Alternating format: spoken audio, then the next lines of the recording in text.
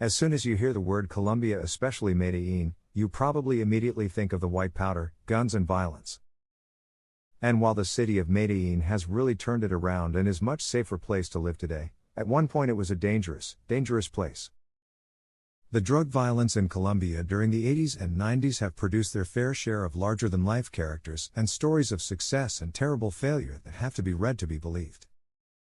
Such is the case of Rodriguez Gacha, aka El Mexicano, one of the early founders of the Medellin Cartel. Jose Gonzalo Rodriguez Gacha was born on May 14, 1947 in Pacho, Colombia.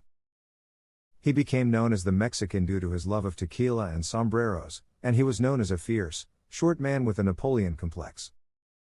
Rodriguez was one of the key players in the drug trade in Colombia during the 1970s, dominating the emerald smuggling routes. Rodriguez was not afraid to take out his enemies, even his partners were killed.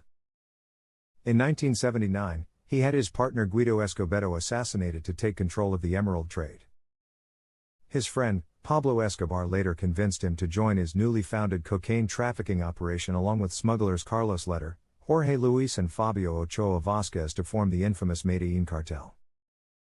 At the height of its power, the Medellin Cartel dominated the cocaine trade, earning an estimated $420 million a week and making its leaders some of the wealthiest people in the world. This ensured profits for all of the partners in the business. The price for buying white powder would be cheaper if all of the drug lords banded together and split the price between them. Gacha was one of the men who arranged for Minister of Justice Rodrigo Lara's 1984 assassination, leading to a crackdown on drug traffickers in America and Colombia. Based on historical data, if you're a criminal in a foreign country, the last country you want looking at you is the United States. In the late 1980s, U.S. President George H.W. Bush invested millions of dollars in a counteroffensive against the drug lords, and Rodriguez decided to buy several weapons. He negotiated a large purchase of weapons at Cartagena, and he claimed that he was even in talks with some people about buying a missile.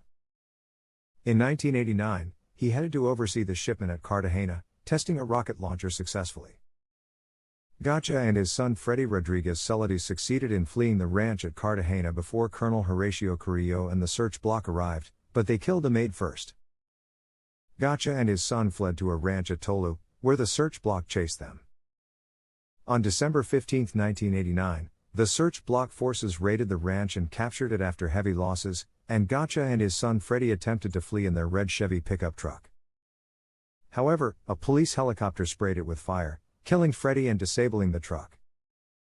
An angry Gacha left the car and fired off the rest of his pistol shots before repeatedly taunting the helicopter. Carrillo allowed Agent Javier Pena, who was on the helicopter, to decide his fate. While Pena originally wanted Gacha dead, Pena ordered the gunner to give him lead, and Gacha was shot in the head and chest by the minigun and killed. Through the cartel, Gacha grew incredibly powerful and wealthy, becoming one of Colombia's earliest billionaires. But his life would end at the young age of 42.